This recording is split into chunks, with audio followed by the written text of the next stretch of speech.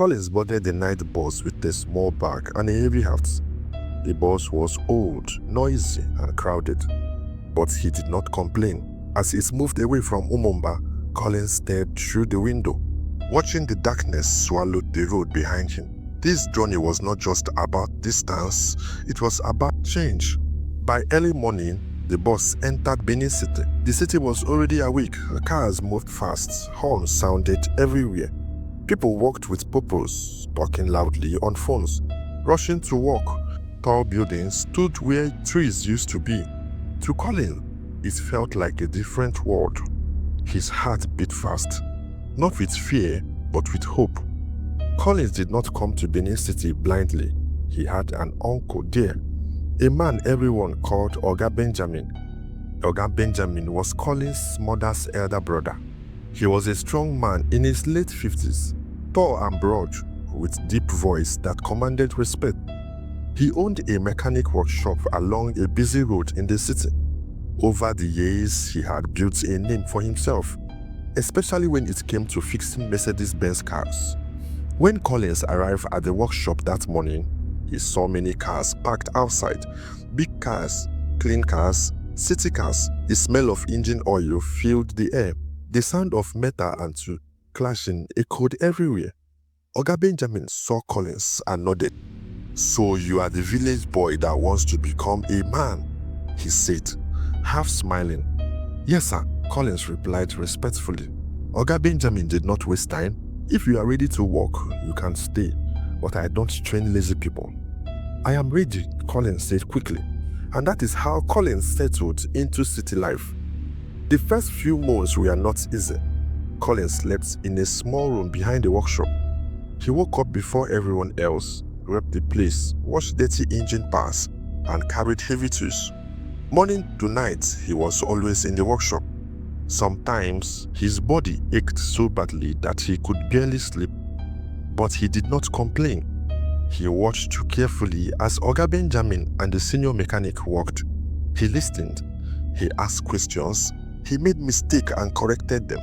Slowly, he began to understand engines, how they sounded, how they failed, and how they could be fixed.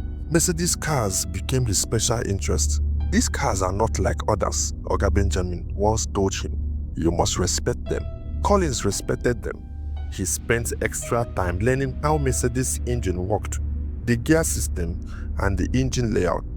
Sometimes after work, while others rested, Collins stayed back, practicing. Years passed. Benin City slowly changed Collins. His hands, once rough only from farming, became skilled with tools. He could hear a car engine and tell what was wrong. He could fix problems others struggled with. Oga Benjamin noticed. One afternoon, he called Collins aside. "From today," he said, "you will start handling important cars." That was a big honor. Trust came with responsibility, and Collins did not disappoint. He worked carefully, honestly, and patiently. Customers began to ask for him by name. "Where is Collins?" They would say, "Let him handle my car." That was how he met Madame Blessing.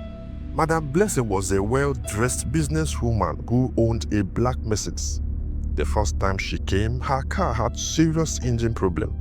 Other mechanics tried and failed. Oga Benjamin handed the jobs to Collins. Collins worked on the car for hours, carefully and quietly. By evening, the engine came alive smoothly. Madame Blessing was impressed. "From today," she said, smiling, "you are my mechanic." Anytime her car had problem, Collins was the one she called. He never disappointed her. He always showed up on time. He spoke politely. He worked cleanly. His name began to carry weight. But through all his growth, Collins did not forget Amaka. At first, communication was difficult. He did not have a phone.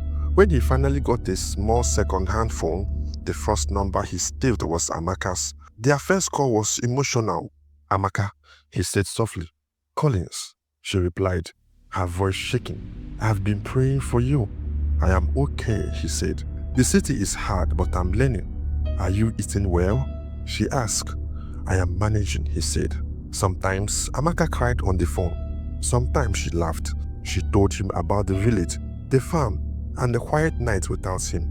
Collins reassured her again and again. I am growing, he said.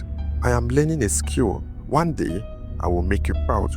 He started sending small money when he could, not much, but enough to show effort. Amaka never pressured him. God will bless your hands, she always said. As years passed, Colin sent more money. His confidence grew. His dreams began to feel real. But the city was also changing him in ways he did not fully understand. He wore better clothes now. He spoke with more confidence. People respected him. Women noticed him. Life moved fast, unlike the slow pace of Umumba. Yet, whenever he closed his eyes at night, he still remembered Amaka's face, her patience, her prayers. He did not know it yet, but his life was slowly turning towards a new test, one that changed his heart more than poverty ever did. And that was just the beginning.